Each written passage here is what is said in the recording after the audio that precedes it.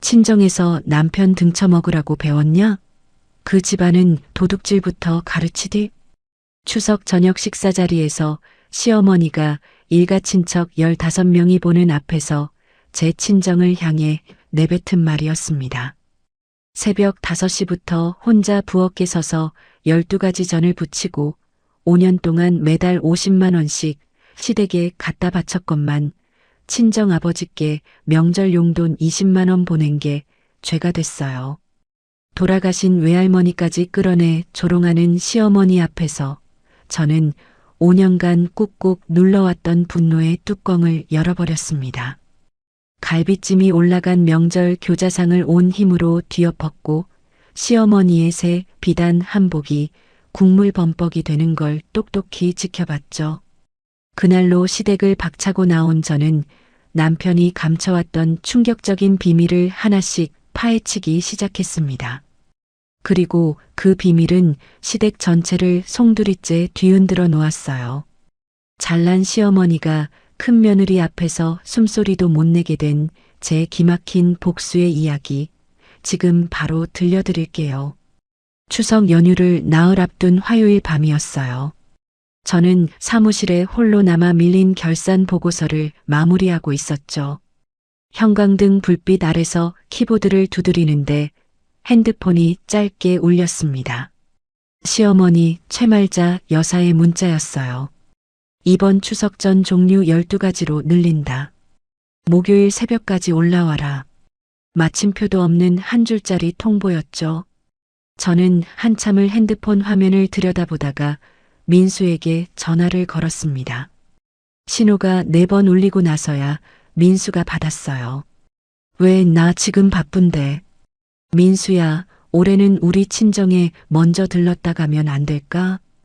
우리 아빠가 요즘 무릎이 안 좋으셔서 엄마가 벌써 장 목록까지 보내놨어. 친정은 택배로 뭐 하나 보내면 되잖아. 민수의 목소리에는 귀찮다는 기색이 가득했어요. 저는 입술을 깨물며 더할 말을 삼켰습니다. 결혼하고 5년 단 한 번도 명절에 친정 문턱을 밟아본 적이 없었죠. 수요일 퇴근길, 저는 대형마트 주차장에 차를 세웠습니다. 시어머니가 보내온 장보기 목록을 핸드폰으로 띄워놓고 카트를 밀었어요. 들기름 2병, 고급 한우 등심 2근, 제수용 과일 3박스. 계산대에서 제 개인 카드를 내밀었을 때 결제 금액은 47만 원이었습니다. 장바구니 6개를 차 트렁크에 싣는 동안 민수에게서 연락은 없었어요. 대신 카카오톡 게임 알림만 3번 연달아 울렸죠. 저는 트렁크를 닫으며 깊은 숨을 내쉬었습니다.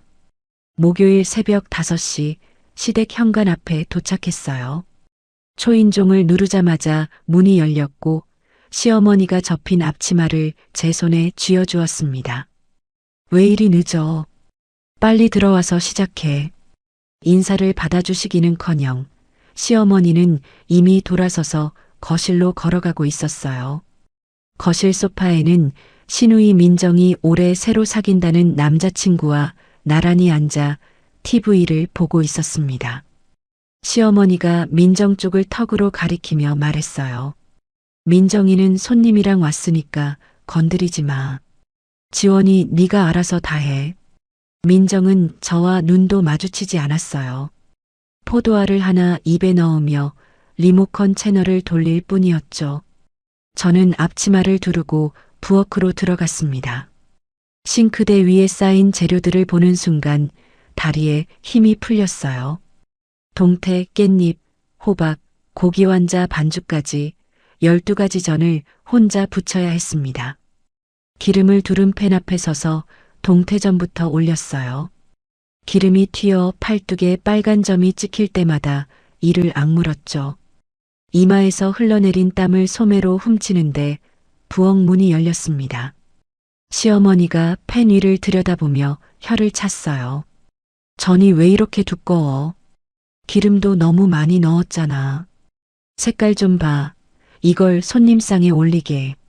저는 고개를 숙인 채 네, 어머님 하고 대답했습니다. 시어머니는 완성된 접시를 들고 나갔어요. 부엌 문틈 사이로 거실이 보였습니다. 시어머니가 접시를 민수 앞에 놓으며 전을 집어 아들 입에 직접 넣어주고 있었어요. 민수가 입을 벌리며 웃는 모습을 저는 기름 냄새가 가득한 부엌에 서서 지켜봤죠.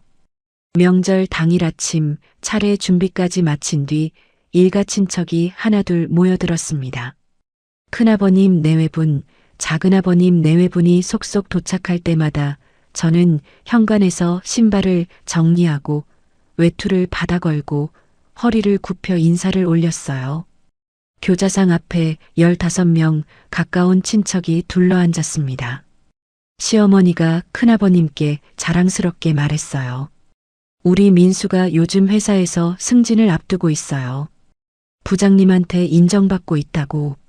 저는 국을 떠서 어른들 앞에 올리면서 입술을 꾹 다물었습니다. 민수가 지난달 인사고과에서 하위 평가를 받아 승진 대상에서 탈락한 걸 아는 사람은 이 자리에서 저뿐이었으니까요.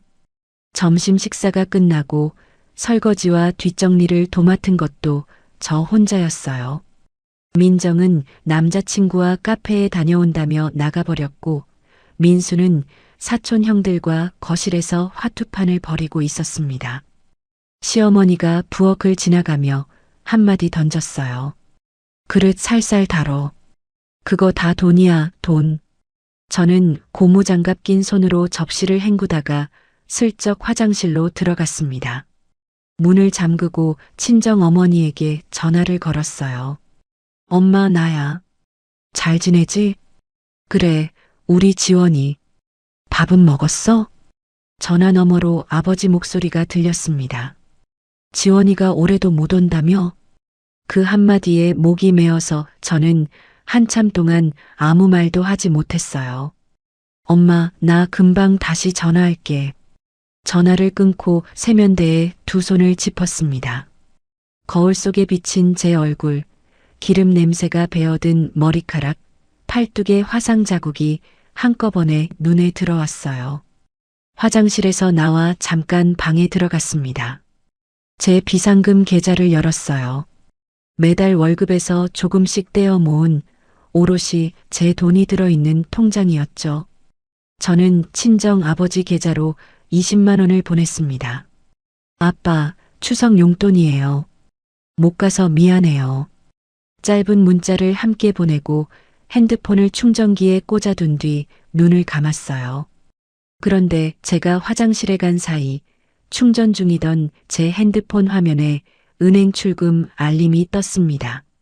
민수가 그걸 봤어요. 송금 내역을 확인하고 친정 아버지에게 보낸 문자까지 읽은 민수는 핸드폰을 들고 부엌으로 뛰어갔습니다. 엄마, 지원이가 몰래 처갓집에 돈 보냈어. 나한테 숨기고 따로 통장도 만들어놨더라고. 민수의 목소리가 거실까지 울려 퍼졌어요.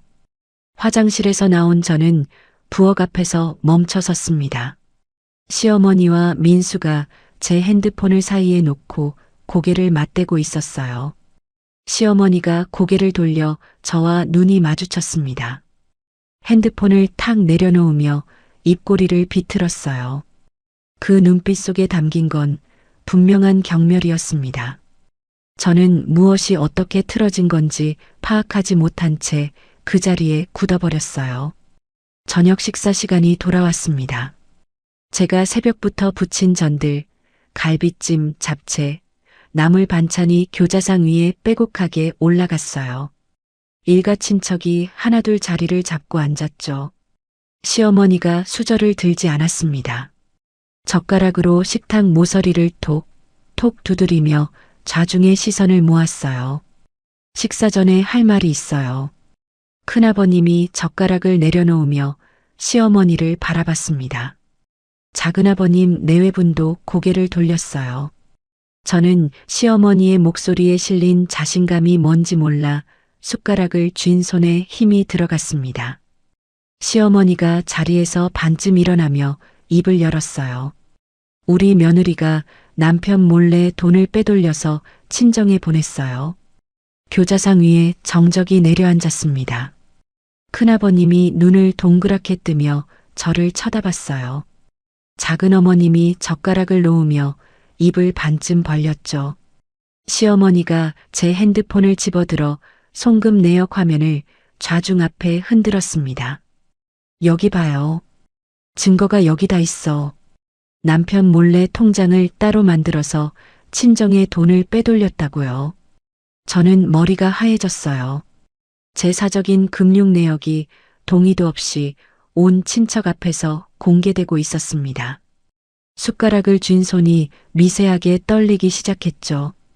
큰아버님이 헛기침을 하며 민수를 봤습니다. 민수야, 이게 사실이냐? 민수가 고개를 끄덕이며 갈비를 집었어요. 네, 저도 오늘 알았습니다. 몰래 숨겨놓은 통장이 있더라고요. 시어머니의 목소리가 한 단계 더 높아졌습니다. 시집와서 받은 밥값은 하고 있는 거야? 이 집에서 먹고 자고 하면서 몰래 돈을 빼? 저는 떨리는 목소리를 겨우 끌어올렸어요. 어머님, 그건 제 월급에서 모은 제 돈이에요. 제가 일해서 번 돈으로. 시어머니가 손바닥으로 식탁을 내리쳤습니다. 시집 온 여자 돈이 따로 어디 있어? 이 집 살림이 내 돈으로 돌아가는 줄 알아? 네가 번 돈은 이 집 돈이야. 이 집 돈. 작은 어머님이 고개를 절레절레 흔들며 끼어들었어요. 요즘 며느리들은 정말 무섭네. 남편 몰래 돈을 숨기다니. 저는 민수를 봤습니다. 민수는 고개를 돌린 채 갈비를 뜯고 있었어요. 눈도 마주치지 않았습니다.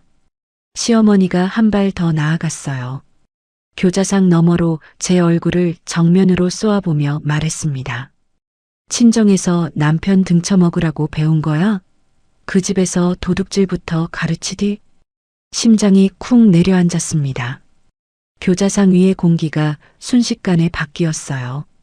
15명의 시선이 전부 저를 향하고 있었죠. 누구 하나 아니라고 말해주는 사람이 없었습니다.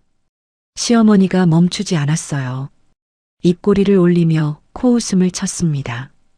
친정 엄마가 그렇게 가르쳤겠지, 뭐.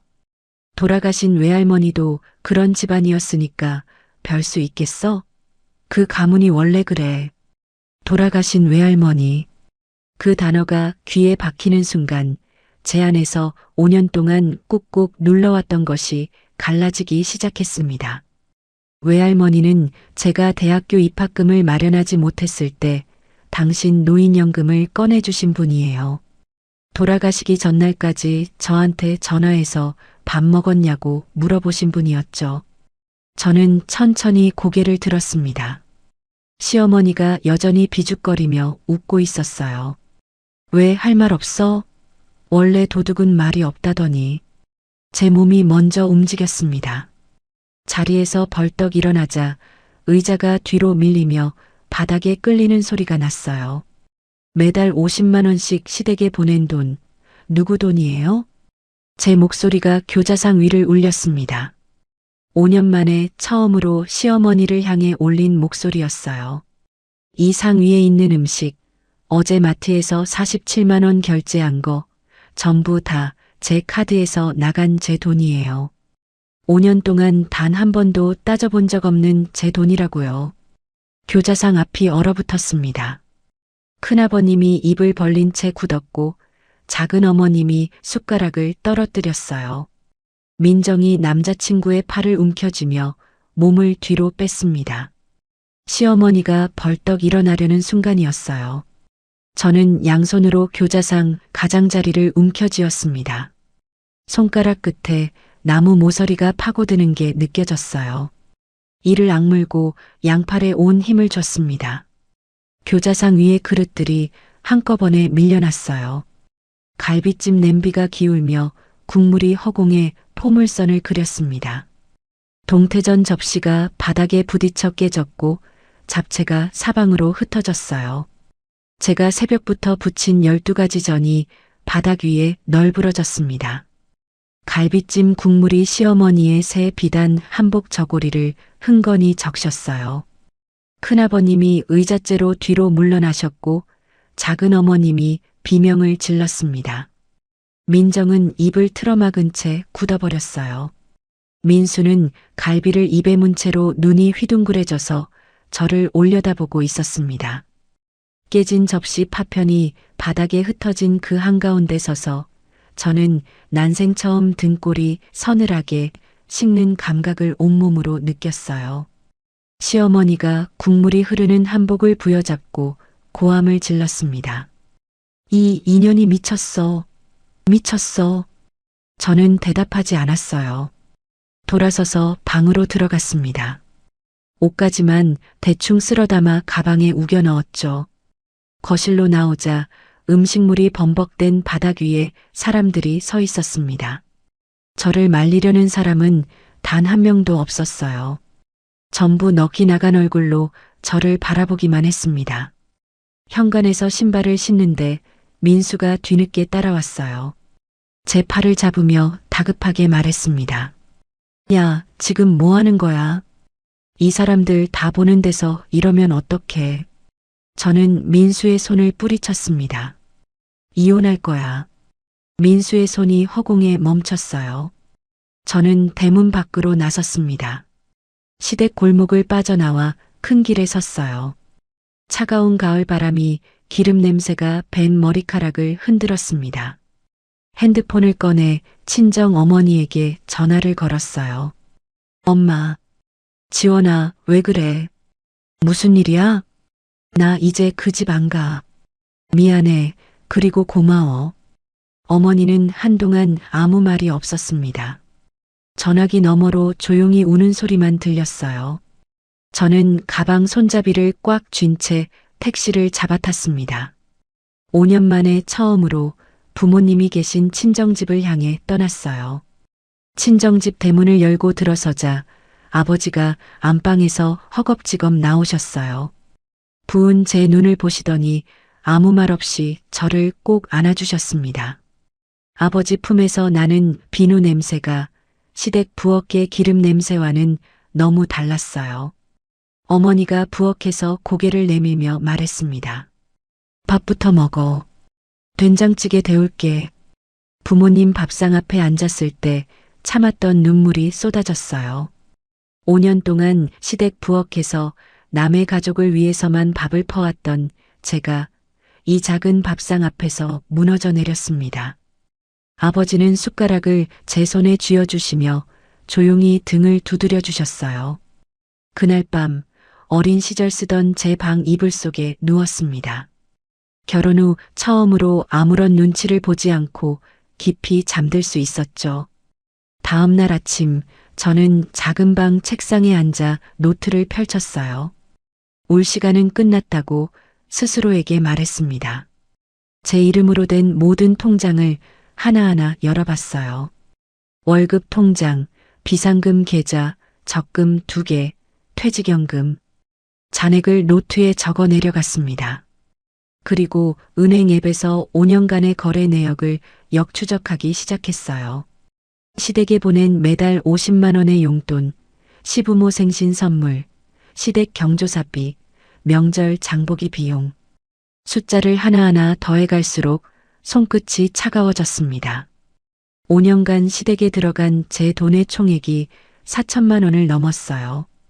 볼펜을 쥔 손이 부들부들 떨렸습니다. 오후에 대학 동기 한소영에게 전화를 걸었어요. 소영이는 지금 가사 전문 변호사로 일하고 있었죠. 소영아, 나 이혼하려고. 제가 시댁에서 있었던 일을 말하는 동안 소영이는 한마디도 끊지 않고 들었습니다. 이야기가 끝나자 소영이의 목소리가 단호하게 바뀌었어요. 지원아, 지금부터 내가 하는 말 잘 들어. 녹음이든 문자든 카드 내역이든 증거가 생명이야. 감정적으로 움직이면 안 돼. 오늘부터 모든 걸 기록해. 응, 알겠어. 다음 주에 사무소로 와. 정식으로 상담하자. 그때까지 은행 거래 내역 최대한 많이 뽑아놔. 전화를 끊고 나서야 이혼이라는 단어가 구체적인 현실로 제 앞에 놓였다는 걸 느꼈습니다. 추상적인 분노가 아니라 날짜와 절차가 있는 일이 된 거였죠. 그 무렵 시댁은 수습이 안 되고 있었어요.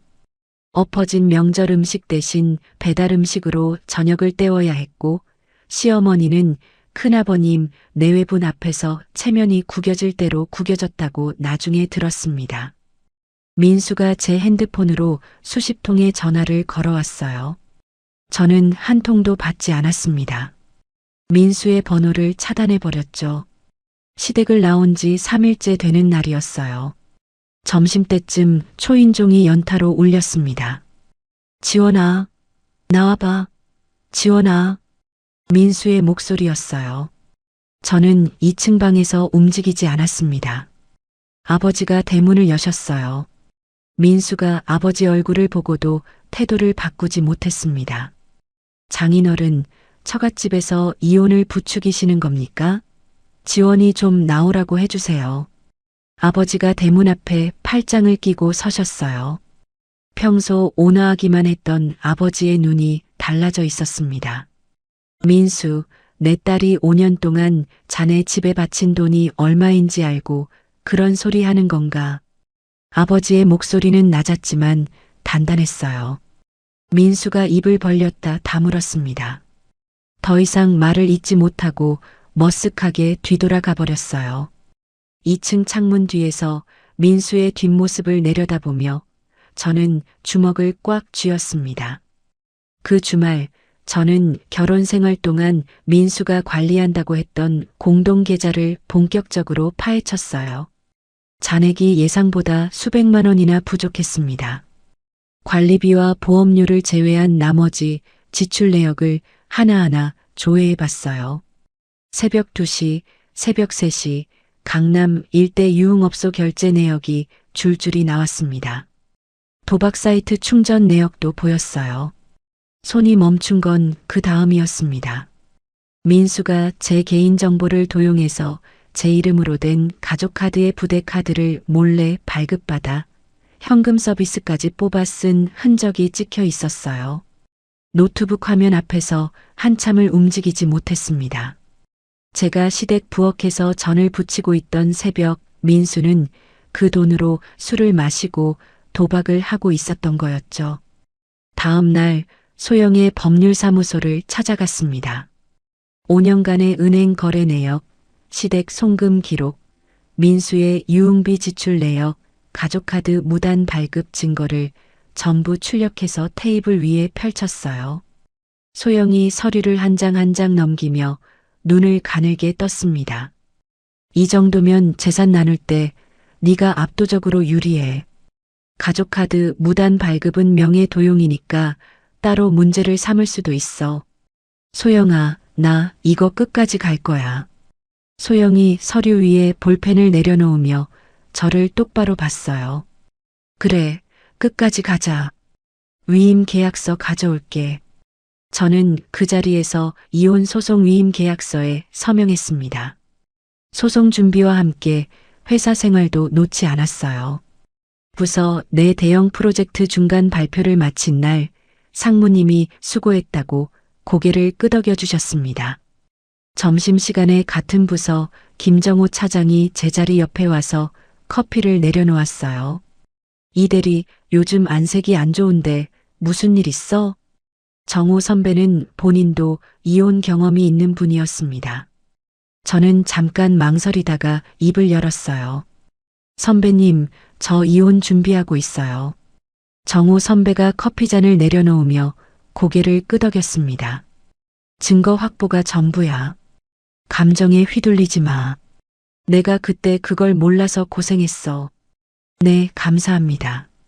그 무렵 시어머니가 친정 어머니에게 직접 전화를 걸었어요. 사돈어른, 며느리가 밥상을 엎고 가출했으니까 당장 데려다 사과시켜요. 평소 같으면 움츠러들었을 어머니가 이번에는 달랐습니다. 사돈어른, 우리 지원이가 왜 그랬는지는 사돈어른도 잘 아시잖아요. 전화를 끊은 어머니가 제 손을 잡으셨어요. 어머니의 손이 떨리고 있었습니다. 지원아, 그동안 참으라는 말밖에 못해서 미안하다. 아니야, 엄마 고마워. 부모님마저 제 편이 되어주셨다는 게 오히려 마음을 단단하게 만들었어요. 이혼을 결심한 지 열흘째 되는 날이었습니다. 친정 작은 방 책상 위에 노트를 펼쳐 놓았어요. 앞으로의 계획을 타임라인으로 정리했습니다. 1단계 증거 확보, 2단계 재산명의 정리, 3단계 이혼 소송, 4단계 새 거처 마련. 4가지 항목 아래 세부 일정을 빼곡히 적어 넣었어요. 창문 너머로 가을 햇살이 비치는 방 안에서 저는 더 이상 울지 않았습니다. 5년간 시댁의 며느리로만 존재했던 이지원이 아니라 내 인생의 주인공인 이지원을 되찾을 차례였어요. 소영에게 소송을 위임한 다음 주 저는 은행 3곳을 직접 돌았어요. 결혼 후 5년간의 거래 내역 전체를 뽑아달라고 했습니다. 창구 직원이 프린터에서 뽑아낸 내역서가 수백 장이었어요. 친정 방 바닥에 내역서를 날짜 순으로 펼쳐놓고 형광펜으로 줄을 치기 시작했습니다. 제 월급이 들어오는 날 그 즉시 시댁 용돈 50만 원이 빠져나가요. 민수의 카드값, 관리비, 보험료가 연달아 빠지고 나면 제 통장에 남는 돈은 매달 20만 원도 되지 않았죠. 형광펜 뚜껑을 덮으며 내역서를 내려다봤습니다. 숫자가 또렷하게 말해주고 있었어요. 5년 동안 제가 이 결혼에서 뭐였는지를. 더 충격적인 건 민수의 신용카드 명세서였습니다. 공동계좌에서 빠져나간 카드 대금의 세부 내역을 한 줄씩 확인했어요. 새벽 1시 47분 강남 룸살롱 38만 원. 새벽 2시 23분 강남 가라오케 27만 원. 이런 내역이 월 평균 3건 이상이었습니다. 지난 1년간의 유흥비 총액만 1,200만 원이 넘었어요. 제가 시댁 부엌에서 새벽같이 전을 부치고 있을 때 그 전날 밤 민수는 이 돈을 쓰고 있었던 거였죠. 그때 카카오톡 알림이 울렸어요. 모르는 이름이었습니다. 이준혁? 지원 형수님, 저 민수 형 회사 후배 이준혁입니다. 시댁 모임에서 몇 번 뵌 적 있는데 기억하실지 모르겠습니다. 연락처는 민수 형 핸드폰에서 본 적이 있어서 알고 있었습니다. 이렇게 연락드려서 죄송합니다. 기억이 났어요. 시댁 모임에서 민수 옆에 앉아 조용히 술을 따르던 젊은 청년이었죠. 이어서 메시지가 왔습니다. 민수 형이 저한테 돈을 빌렸는데 갚질 않아서 연락드립니다. 혹시 형수님이 말씀해 주실 수 있을까 해서요. 사진 한 장이 따라왔어요. 민수가 직접 쓴 차용증이었습니다. 금액은 300만 원. 저는 손가락을 멈추고 화면을 들여다봤어요. 준혁 씨, 그 돈을 민수가 왜 빌렸는지 혹시 아세요? 답장이 금방 왔습니다. 형이 직접 말했습니다. 도박 사이트에 넣을 돈이라고요. 저한테 솔직하게 말하더라고요. 핸드폰을 내려놓고 천장을 올려다봤습니다. 300만 원. 이 돈도 결국 제가 갚아야 할 돈이 될 뻔했던 거였죠. 준혁의 제보를 소영에게 바로 전달했어요. 소영이 전화를 받자마자 말했습니다. 지원아, 이거 중요해. 민수 도박이 소액이 아닐 수 있어. 소송 접수하면 법원에 민수 이름으로 된 금융거래 내역을 전부 조회 신청하자. 그게 가능해? 이혼 소송 과정에서 신청할 수 있어. 민수가 숨기고 있는 빚이 더 있을 수도 있으니까. 소영의 말이 맞았습니다. 조회 결과가 나왔을 때 저는 소영의 사무실 의자에 앉은 채 입을 다물지 못했어요. 민수 이름으로 된 마이너스 통장 잔액이 마이너스 2천만 원. 카드 대출 800만 원. 소비자 금융 대출 500만 원. 거기에 제 이름으로 몰래 발급받은 부대 카드의 현금 서비스 500만 원까지. 민수가 만든 빚의 총액이 3,800만 원에 달했습니다. 전부 결혼 이후에 생긴 빚이었어요. 제가 전혀 모르는 사이에 우리 가정 경제가 거대한 빚 위에 서 있었던 거였죠. 소영이 서류를 테이블에 내려놓으며 말했어요. 민수의 빚이 전부 결혼 후에 생긴 거고 용도가 도박이랑 유흥이야. 이혼 사유로도 재산 나눌 때도 결정적으로 유리해. 위자료도 받을 수 있어? 소영이 고개를 끄덕였습니다. 이 정도 증거면 충분해. 재판에서 민수가 잘못한 쪽이라는 거 인정받는 건 문제없어. 저는 그날 저녁 모든 증거 서류를 복사본까지 이중으로 만들었어요. 한 세트는 친정방 서랍에, 한 세트는 소영의 사무실 금고에 넣어두었습니다. 증거 확보와 동시에 재산을 지키는 조치에 들어갔어요. 제 이름으로 된 모든 카드의 가족카드와 부대카드를 일괄 해지했습니다. 공동계좌에서 급여 자동이체 설정을 끊어 제 월급이 더 이상 민수 손이 닿는 곳으로 흘러가지 않게 막았어요. 결혼 전에 가입했던 청약저축과 연금저축의 비밀번호도 전부 바꿨습니다. 이 모든 조치를 마치자마자 시어머니 번호로 전화가 왔어요. 받지 않았습니다. 문자가 뒤이어 왔죠. 카드가 왜 안 돼? 민수가 카드 쓸 수가 없다는데 당장 풀어. 저는 문자를 읽고 화면을 껐어요. 카드가 끊긴 지 3일 만에 민수의 생활이 흔들리기 시작했다는 소식이 들려왔습니다. 제 카드로 결제하던 주유비, 식비, 핸드폰 요금까지 연체 알림이 쏟아졌고 시어머니에게 매달 가던 50만 원도 끊기자 시어머니가 민수에게 호통을 쳤다는 거였어요. 이 소식을 전해준 건 제 대학 후배 윤서였습니다. 윤서는 제 결혼식에서 시누이 민정과 같은 테이블에 앉은 인연으로 민정과 SNS를 주고받는 사이였어요. 민정이 올리는 스토리와 푸념 섞인 메시지가 윤서를 통해 고스란히 제게 전해졌죠. 언니, 민정 씨가 스토리에 올렸는데요. 시어머니가 동네 계모임에서 며느리한테 경제적으로 학대당하고 있다고 피해자 행세를 하고 다닌대요. 윤서의 말을 듣고 저는 노트를 펼쳤습니다. 날짜와 내용을 메모해서 증거 파일에 추가했어요. 시어머니가 뿌리고 다니는 거짓 소문도 빠짐없이 기록해 두었죠. 어느 저녁 방 한쪽에서 결혼 앨범을 발견했습니다. 먼지가 쌓인 표지를 넘기자 웨딩드레스를 입고 웃고 있는 5년 전에 제가 보였어요. 사진 속에서 민수가 제 손을 잡고 있었습니다. 한참을 들여다보다가 앨범을 조용히 덮었어요.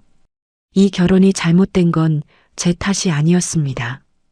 저를 이용하고 속인 사람들의 탓이었어요. 모든 증거가 정리된 파일 2세트, 변호사 위임 계약서, 재산 목록 정리표, 민수의 빚 내역서. 이 모든 것이 갖춰진 날 소영에게서 전화가 왔습니다. 지원아, 준비 끝났어. 다음 주에 이혼 소장 접수한다. 전화를 끊고 친정 마당에 나갔어요. 가을이 저물어가는 하늘 아래서 깊은 숨을 들이쉬었습니다. 소장이 접수되고 약 2주 뒤 소영에게서 전화가 왔어요. 지원아, 민수한테 소장 송달됐어. 오늘 받았대. 민수가 소장을 받았다는 말에 심장이 한번 크게 뛰었습니다. 이혼 소송, 위자료 청구. 그 문구를 민수가 직접 읽었을 거라고 생각하니 묘한 감정이 밀려왔어요. 후련함인지 긴장인지 구분이 안 됐죠. 그날 저녁 회사 전화로 연락이 왔습니다.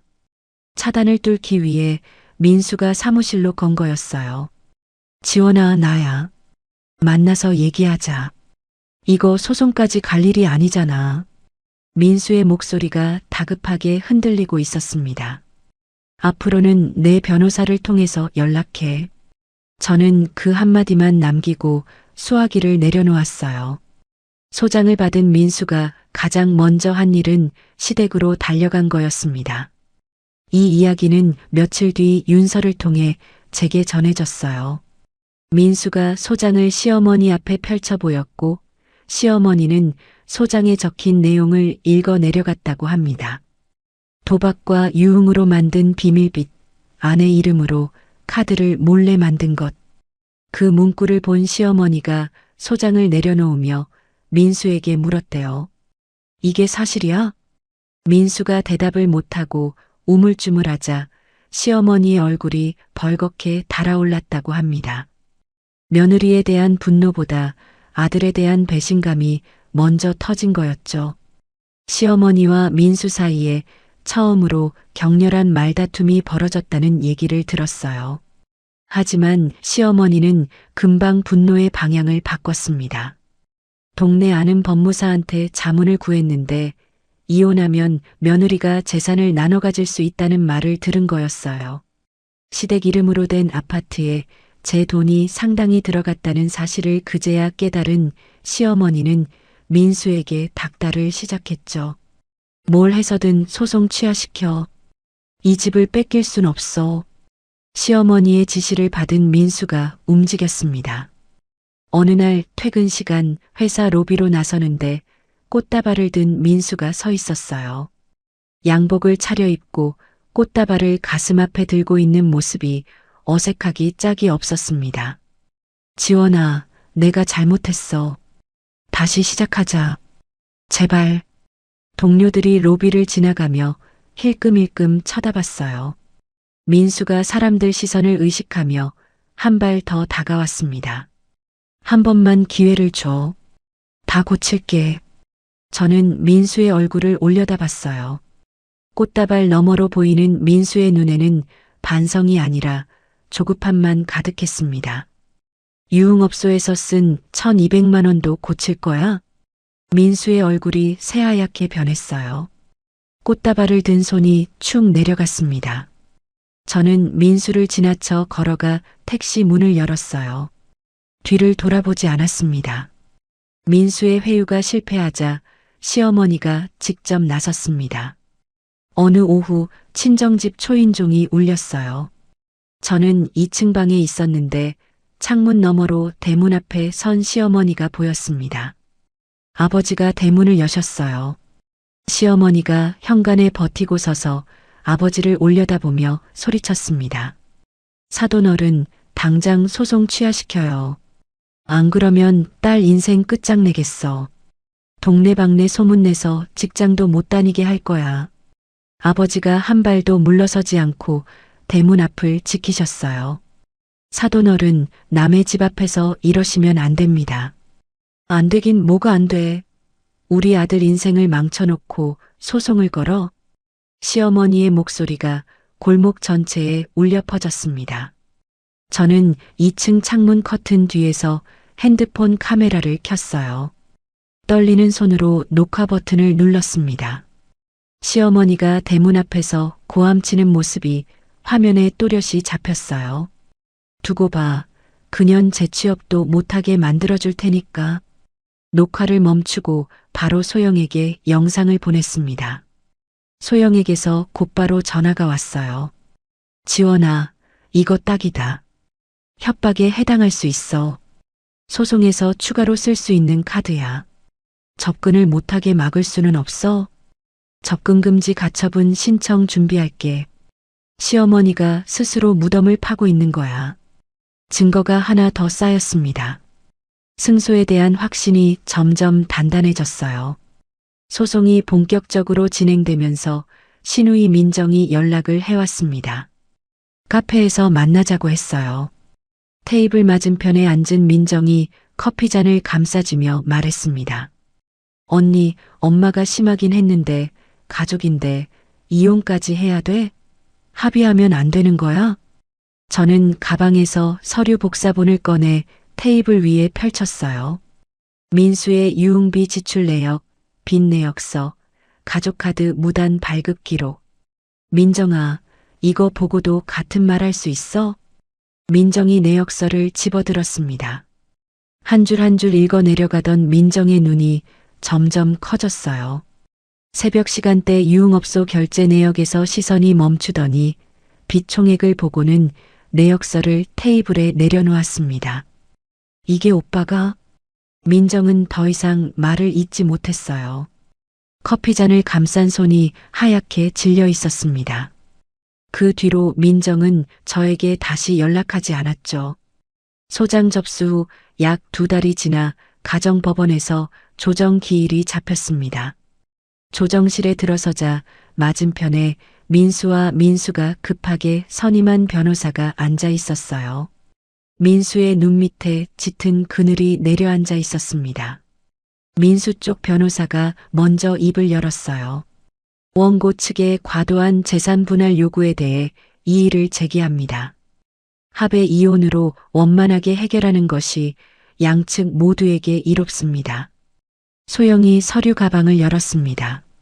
민수의 도박 빚 내역, 유흥비 지출 증거, 가족카드 무단 발급 서류, 시어머니의 협박 영상 파일까지 하나하나 테이블 위에 올려놓았어요. 조정위원이 서류를 넘기며 표정이 확연히 변했습니다. 민수 쪽 변호사가 서류를 들여다보며 민수에게 고개를 기울여 뭔가를 속삭였어요. 민수의 얼굴이 점점 창백해져 갔습니다. 조정은 결렬되었고 정식 재판으로 넘어가게 됐습니다. 조정실을 나서는 복도에서 민수가 저를 불러 세웠어요. 눈가가 벌겋게 부어 있었습니다. 지원아, 제발 이러지 마. 나 진짜 잘못했어. 저는 민수의 눈을 똑바로 바라봤습니다. 네가 내 돈으로 술 마시고 도박할 때 나는 새벽에 시댁 부엌에서 전을 부치고 있었어. 이제 네가 감당할 차례야. 민수의 입이 벌어졌다 다쳤어요. 저는 돌아서서 법원 복도를 걸어 나왔습니다. 법원 현관 계단에 가을비가 부슬부슬 내리고 있었어요. 소영이 우산을 펴며 제 옆에 섰습니다. 첫 번째 라운드는 완전히 우리가 가져왔어. 재판에서도 이길 수 있어. 저는 소영이 건네준 우산을 받아들었습니다. 빗방울이 우산 위에 떨어지는 소리를 들으며 법원 계단을 내려왔어요. 조정이 결렬되고 정식 재판을 기다리는 동안 제가 끊어놓은 경제줄의 여파가 시댁을 서서히 조이기 시작했습니다. 윤서가 전해주는 소식은 매번 구체적이었어요.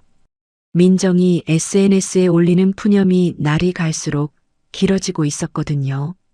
민수는 제 카드와 공동계좌가 차단된 이후 자기 월급만으로 버텨야 했습니다. 매달 빠져나가는 대출 이자 110만 원, 관리비, 핸드폰 요금, 시어머니 용돈. 월급이 들어오는 날 이자가 자동으로 빠지고 나면 통장에 남는 돈이 30만 원도 안 됐다고 해요. 점심을 편의점 삼각김밥으로 때우는 처지가 됐다는 얘기를 들었을 때 저는 아무런 감정도 느끼지 못했습니다. 시어머니에게 들어가는 월 50만 원이 2달째 끊기자 시어머니의 생활에도 금이 가기 시작했어요. 매주 다니던 피부과를 끊어야 했고 동네 개모임 회비 30만 원을 못 내서 개주에게 독촉 전화를 받았다고 합니다. 백화점에서 할부로 산 명품 가방 잔금까지 연체돼서 카드사에서 법적 조치를 예고하는 우편물이 날아왔대요. 윤서가 전화로 전해준 말이 기억나요. 언니 민정 씨가 스토리에 올렸는데요. 시어머니가 요즘 화장도 안 하고 집에만 있대요. 계모임 사람들한테 전화도 안 받는다고. 시어머니의 호화로운 생활이 전부 제 지갑 위에 세워진 것이었다는 걸 시어머니 본인이 이제야 깨달은 거였죠. 경제적으로 궁지에 몰린 시어머니가 큰아들 민호에게 손을 벌렸습니다. 지방에서 작은 공장을 운영하는 민호는 명절에도 잘 얼굴을 비추지 않는 사람이었어요. 민호가 전화로 난색을 표했다고 합니다. 엄마, 나도 요즘 공장 사정이 안 좋아서 여유가 없어. 시어머니가 민수의 빚이 3천만 원이 넘는다는 사실을 처음으로 털어놓자 민호가 한동안 아무 말이 없었대요. 그 돈을 도대체 어디에 쓴 거야? 엄마는 그동안 뭘 하고 있었어? 시어머니와 큰아들 사이에도 불화가 시작된 거였습니다. 저는 이런 소식들을 전해 들으면서도 흔들리지 않았어요. 소영의 조언대로 결혼 기간에 생긴 공동재산의 목록을 정밀하게 정리하고 있었거든요. 시댁 이름으로 된 아파트는 결혼 직후 전세에서 매매로 바꿀 때 제가 모아둔 전세 보증금 5천만 원이 계약금과 중도금으로 들어갔어요. 그 이후로 매달 갚아온 집 대출금의 70% 이상이 제 월급에서 자동으로 빠져나갔고 이건 전부 은행 기록으로 증명됐습니다. 소영이 서류를 검토하며 말했어요. 이 아파트에 대한 내 몫을 최소 60% 이상으로 주장할 수 있어. 은행 기록이 다 있으니까. 재판이 다가오면서 민수는 점점 궁지에 몰렸습니다. 제 주변 사람들에게까지 손을 뻗기 시작했어요. 윤서에게서 전화가 왔습니다. 언니 민수 씨가 저한테 연락했어요. 지원이가 요즘 힘들어하지 않냐? 잘 좀 말해달라고. 뭐라고 했어? 끊었죠. 언니한테 할 짓을 해놓고 저한테 동정심을 구걸하는 게 어이가 없어서. 민수가 주변 사람들까지 이용하려 든다는 걸 알았을 때 한때 이 사람과 미래를 꿈꿨던 제 자신이 한심하게 느껴졌어요. 재판을 약 한 달 앞둔 어느 날이었습니다. 윤서에게서 급한 연락이 왔어요. 언니 민정 씨가 스토리에 병원 사진 올렸어요. 시어머니가 119에 실려갔대요. 민수가 그동안 숨겨왔던 빚이 또 있었던 거였습니다. 소장에 적힌 3,800만 원은 은행과 카드사 빚이었는데 그 외에 도박 사이트를 통해 빌린 사채까지 만기가 돌아온 거였어요. 정체를 알 수 없는 추심업체에서 시댁집 전화로 독촉이 들어왔고 시어머니가 그 전화를 받았대요. 민수 씨 사채 원금하고 이자 합쳐서 800만 원 상환건입니다. 소장에도 없던 새로운 빚이었습니다. 은행 빚 3,800만 원에 사채 800만 원까지 민수의 진짜 빚은 4,600만 원이었던 거였어요. 시어머니는 소장을 통해 아들의 빚을 알고 충격을 받았지만 그래도 은행 빚이니 어떻게든 갚으면 된다고 생각했던 거였죠. 그런데 사채업체에서 직접 전화가 오자 아들이 사채까지 손을 댔다는 사실이 시어머니에게 마지막 남은 믿음마저 무너뜨린 겁니다. 그날 밤 시댁에서는 전례 없는 소동이 벌어졌다고 합니다. 시어머니가 민수를 향해 소리쳤대요. 이 집을 거덜낸 게 너야. 사채까지 쓴 거야, 사채까지. 민수는 거실에서 무릎을 꿇고 울었다고 해요. 옆집 아주머니가 소란을 듣고 달려온 사이에 시어머니가 숨을 제대로 쉬지 못하고 쓰러져서 구급차에 실려갔다는 거였습니다. 저는 그 소식을 듣고 핸드폰을 내려놓았어요. 창밖을 한참 바라봤습니다. 안쓰러운 마음이 아예 없었다면 거짓말이겠죠.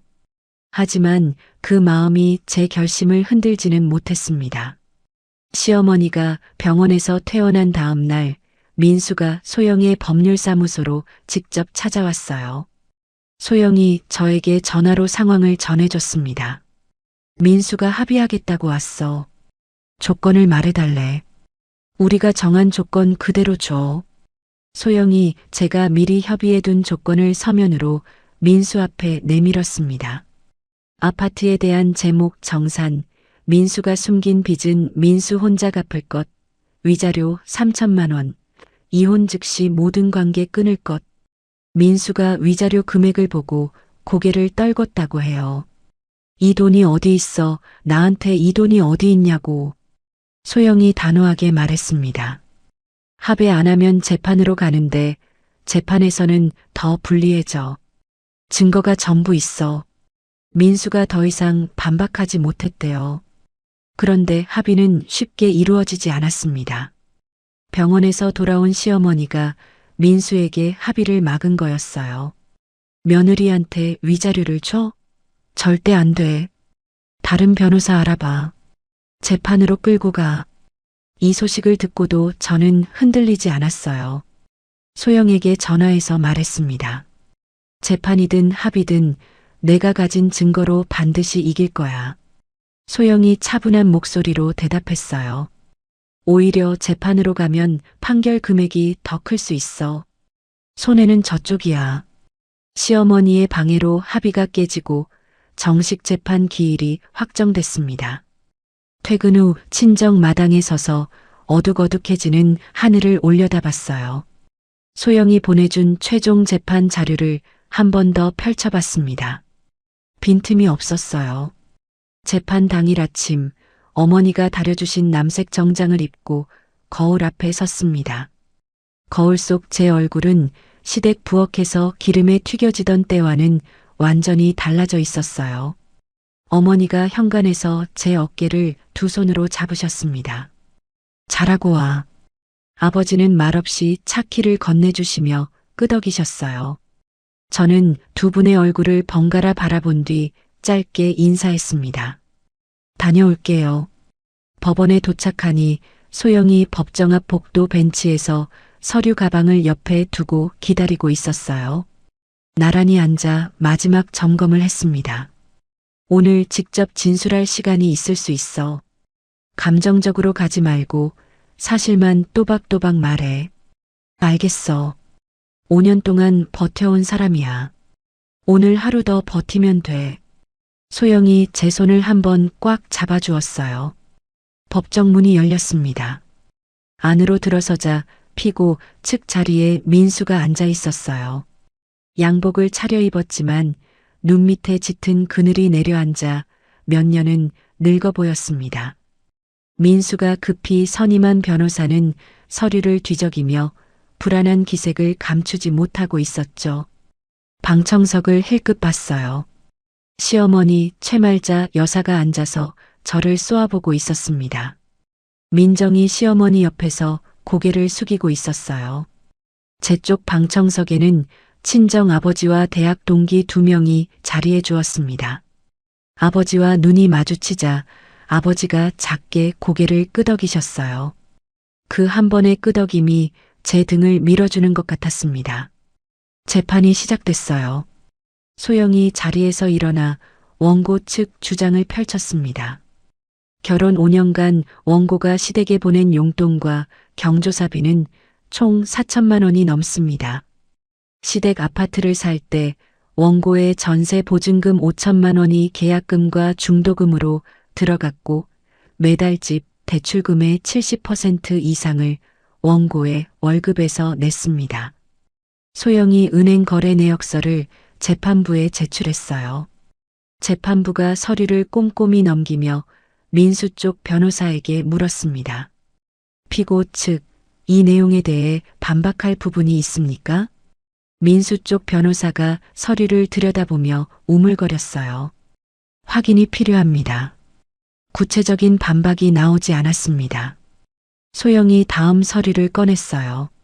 민수의 유흥업소 결제 내역 1,200만 원, 도박 사이트 충전 내역, 은행 빚 3,800만 원에 사채 800만 원을 합친 총 4,600만 원의 비밀빚, 내역, 제 이름으로 몰래 만든 가족카드 증거, 그리고 민수회사 후배 이준혁의 서면, 진술서까지 차례로 올려놓았습니다. 법정안이 술렁였어요. 민수가 고개를 점점 더 깊이 숙였습니다. 방청석에서 시어머니가 서류 내용이 하나하나 읽힐 때마다 입술을 꽉 깨물고 있었어요.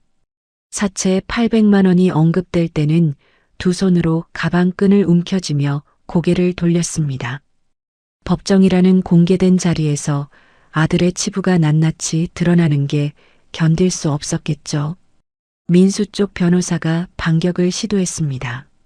원고도 남편 몰래 비상금 통장을 따로 만들어 재산을 숨겼습니다. 이 부분도 고려되어야 합니다. 소영이 즉각 일어섰어요. 원고의 비상금 계좌는 원고 본인의 월급에서 적립한 정당한 개인 자산입니다. 오히려 피고가 원고의 동의 없이 원고 이름으로 카드를 발급받아 현금 서비스를 인출한 행위야말로 명예 도용에 해당합니다. 재판부가 민수 쪽을 바라봤습니다. 피고 측 가족카드 무단 발급에 대해 소명해 주십시오. 민수 쪽 변호사가 입을 열었다 닫았어요. 말을 잇지 못했습니다. 원고 진술 시간이 주어졌어요. 저는 자리에서 일어나 재판부를 바라봤습니다. 심장이 빠르게 뛰었지만 목소리는 떨리지 않았어요. 매달 시댁에 50만 원씩 용돈을 보내면서도 친정 부모님께 명절 용돈 20만 원 보내는 게 도둑질이라는 소리를 들었습니다. 재판부가 저를 바라보고 있었어요. 명절마다 새벽부터 혼자 12가지 전을 부치면서도 밥값도 못하는 며느리라는 말을 들었습니다. 남편이 제 돈으로 유흥업소에 다니고 도박을 하는 동안 저는 야근 수당으로 집 대출금을 갚고 있었습니다. 법정이 조용해졌습니다. 민수가 고개를 숙인 채 미동도 하지 않았어요. 소영이 마지막 증거를 꺼냈습니다. 시어머니의 협박 영상이었어요. 재판부에 영상 증거 재생을 요청합니다. 법정 스피커에서 시어머니의 목소리가 울려 퍼졌습니다. 소송 취하 안 하면 딸 인생 끝장낼 거야. 동네방네 소문내서 직장도 못 다니게 할 거야. 법정 안이 완전한 정적에 휩싸였어요. 방청석의 시어머니가 자기 목소리를 듣는 순간 얼굴이 벌겋게 달아올랐습니다. 두 손으로 무릎 위 가방을 움켜쥐며 고개를 돌렸어요. 재판장이 안경 너머로 피고 측을 바라봤습니다. 피고 측, 이 영상에 대해 할 말이 있습니까?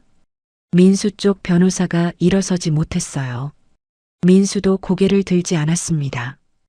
피고 측에서는 아무런 답변도 나오지 않았죠. 재판이 마무리됐어요. 재판장이 판결 선고 기일을 2주 후로 정한 뒤 퇴정했습니다. 법정을 나서는 복도에서 민수가 힘없는 걸음으로 다가왔어요. 나 이제 어떻게 해? 민수의 목소리가 바닥을 기듯 낮았습니다.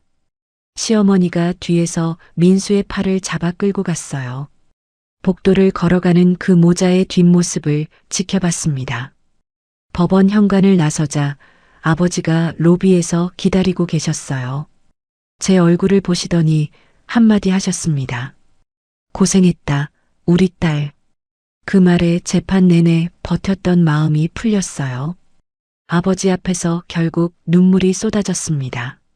아버지가 제 어깨를 토닥이며 조용히 함께 울어주셨어요. 법원 앞 은행나무 잎이 바람에 흩날리는 가운데 저는 아버지의 품에서 한참을 서 있었습니다. 2주 뒤 다시 선 법정에서 재판장이 판결문을 읽기 시작했습니다. 저는 소영 옆에 앉아 두 손을 무릎 위에 가지런히 모았어요. 손끝이 차가웠지만 마음은 고요했습니다. 재판장의 목소리가 법정 안을 채웠어요. 원고와 피고의 이혼을 인용한다. 피고의 도박, 유흥, 비밀부채, 명예도용을 유책 사유로 인정하여 피고는 원고에게 위자료 2,500만 원을 지급할 것. 혼인 중 취득한 아파트에 대한 원고의 기여분을 58%로 인정하여 정산할 것. 피고의 혼인 중 개인 부채는 피고 단독 책임으로 귀속한다. 판결문의 한 줄이 읽힐 때마다 5년간의 억울함이 한 겹씩 벗겨져 나가는 것 같았어요. 제 옆에서 소영이 작게 주먹을 쥐는 게 느껴졌습니다. 방청석에서 시어머니가 벌떡 일어났어요. 아들 집을 빼앗는 거야? 이게 말이 돼? 법정 경위가 다가가 제지하자 시어머니는 그 자리에서 주저앉으며 울음을 터뜨렸습니다. 민정이 시어머니의 팔을 붙잡으며 어쩔 줄 몰라 했어요. 민수는 재판 내내 한마디도 하지 못했습니다. 고개를 숙인 채 양손으로 무릎을 꽉 쥐고 있었어요. 민수 쪽 변호사가 서류를 정리하며 형식적으로 말했습니다. 항소 여부는 협의 후 결정하겠습니다. 그리고 서둘러 법정을 빠져나갔어요. 법정 밖 복도에서 소영이 저를 마주보며 말했습니다. 2,500만 원이면 이런 사건에서 상당히 높은 위자료야. 재판부가 민수 잘못을 거의 전부 인정한 거야. 소영아, 고마워. 정말 고마워. 소영이 제 손을 꽉 잡으며 웃었어요. 증거를 완벽하게 모은 건 네가 한 거야. 판결 이후 시댁은 걷잡을 수 없이 무너져 내렸습니다. 아파트 기여분을 정산하려면 집을 팔아야 했어요. 수십 년 살아온 집을 매물로 내놓아야 하는 상황에 시어머니가 통곡했다는 소식을 들었습니다. 평생 모은 집을 며느리한테 뺏겨. 하지만 그 집의 절반 이상이 며느리 돈으로 마련된 거였어요. 동네 사람들 사이에서는 오히려 그 집 시어머니가 며느리 돈으로 호의호식했다는 소문이 퍼졌고 시어머니의 체면은 완전히 바닥을 쳤다고 합니다. 민수는 항소를 포기했어요. 민수 쪽 변호사가 뒤집힐 가능성이 거의 없고 소송 비용만 추가된다고 솔직하게 말했다고 들었습니다. 위자료 2,500만 원에 아파트 정산금까지 거기에 은행빚 3,800만 원과 사채 800만 원을 합친 4,600만 원의 빚이 고스란히 민수 혼자 짊어져야 할 몫이 됐어요. 변호사 비용조차 못 내서 독촉을 받는 처지가 됐죠. 결국 민수의 형 민호가 지방에서 올라와 시어머니를 자기 집으로 모시고 갔습니다. 시댁은 사실상 해체됐어요. 이혼이 최종 확정된 날 구청에 가서 이혼 신고서를 제출했습니다. 창구 직원이 접수 도장을 쾅 찍는 소리가 울렸어요.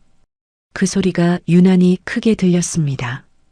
구청을 나오며 어머니에게 문자를 보냈어요. 엄마, 다 끝났어. 곧바로 전화가 왔습니다. 어머니는 아무 말 없이 한참을 우셨어요. 아버지가 전화를 받으셨습니다. 잘했다.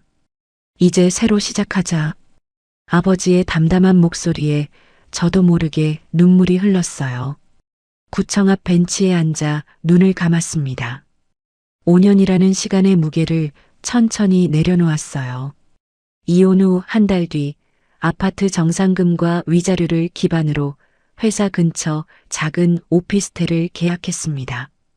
캐리어 하나, 새로 산 이불 세트, 작은 커피포트만 들고 새 집에 들어섰어요. 아무것도 없는 깨끗한 원룸 바닥에 앉았습니다. 창밖으로 저물어가는 가을 노을이 방 안가득 들어왔어요. 시댁의 눈치도 민수의 무관심도 시어머니의 잔소리도 없는 이 조용한 공간이 세상에서 가장 넓고 따뜻한 곳처럼 느껴졌습니다. 소영이 축하 화분을 보내왔어요. 화분에 작은 카드가 꽂혀 있었습니다. 인생 2막 개업 선물. 축하해, 지원아. 회사에서 정호 선배가 점심시간에 제 자리로 왔어요. 이 대리, 오늘 점심 내가 쏜다. 선배님, 갑자기요? 정호 선배가 허허 웃으며 일어섰습니다.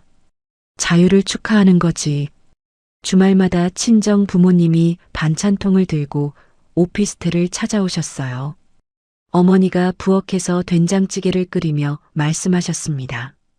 이제 우리 딸 밥은 엄마가 해줄게. 어머니가 차려준 밥상 앞에 앉았을 때 시댁이 아닌 제 가족과 함께 먹는 밥이 이렇게 맛있었다는 걸 새삼 깨달았어요. 이혼 후 몇 달이 지나자 민수의 소식이 간접적으로 들려왔습니다. 아파트를 팔고도 빚을 다 갚지 못한 민수는 형 민호의 지방 공장에서 일하고 있다고 했어요. 시어머니 최말자 여사는 큰아들 집에 얹혀 살며 큰며느리 눈치를 보는 처지가 됐대요. 며느리 돈은 내 아들 돈이라고 큰소리치던 시어머니가 이제는 큰며느리 앞에서 숨소리도 크게 내지 못한다는 이야기를 들었습니다. 어느 맑은 토요일 아침이었어요. 오피스텔 창가에 새로 들인 작은 화분에 물을 주며 하루를 시작했습니다. 오늘은 친정 부모님을 모시고 근처 맛집에서 함께 점심을 먹기로 한 날이었어요. 현관문을 나서며 문득 1년 전 시댁 부엌에서 새벽부터 전을 부치던 제 모습이 스쳤습니다. 이미 아득한 기억이었어요. 엘리베이터를 타고 내려가며 로비 유리문 너머로 쏟아지는 햇살이 보였습니다. 누구의 눈치도 보지 않고 부모님 손을 잡고 밥을 먹으러 가는 이 당연한 일이 5년 만에 처음이라는 게 믿기지 않았어요. 그래서 오늘이 더 소중했습니다. 저는 요즘 퇴근하면 오피스텔 현관문을 열고 신발을 아무렇게나 벗어던집니다. 가지런히 정리하지 않아도 누구 하나 잔소리하는 사람이 없거든요. 이 작은 자유가 얼마나 큰 건지 직접 잃어봐야 알 수 있는 것 같아요. 제가 다시 생각했을 때 가장 오래 생각한 건 왜 나는 그동안 내 돈을 내 마음대로 쓰는 게 죄라고 느꼈을까 하는 거였어요. 20만 원이었습니다. 고작 20만 원을 친정 아버지께 보내놓고 가슴이 두근거렸어요. 들킬까봐 무서웠습니다. 내 통장에서 내 돈을 빼서 내 아버지한테 보내는 건데 그게 왜 도둑질이 돼야 했는지 저는 아직도 이해할 수 없어요. 한 가지 확실하게 배운 게 있다면 나를 소중하게 여기지 않는 자리에서는 아무리 오래 앉아 있어도 결국 자리값을 못 받는다는 거예요. 그 자리에서 일어서는 건 포기가 아니라 선택이었습니다. 요즘 주말이면 부모님이 반찬통을 들고 제 오피스텔에 오세요. 어머니가 부엌에서 국을 끓이시고 아버지가 거실 바닥에 앉아서 TV를 보시는 그 풍경이 저한테는 세상에서 제일 비싼 명절상이에요. 저의 긴 이야기 끝까지 들어주신 시청자 여러분, 진심으로 감사드립니다. 여러분의 하루에도 부디 누구의 허락 없이 마음 편히 앉을 수 있는 밥상 하나쯤은 꼭 있기를, 그리고 그 밥상 앞에서 웃고 계신 분이 다름 아닌 여러분 자신이기를 간절히 바라겠습니다.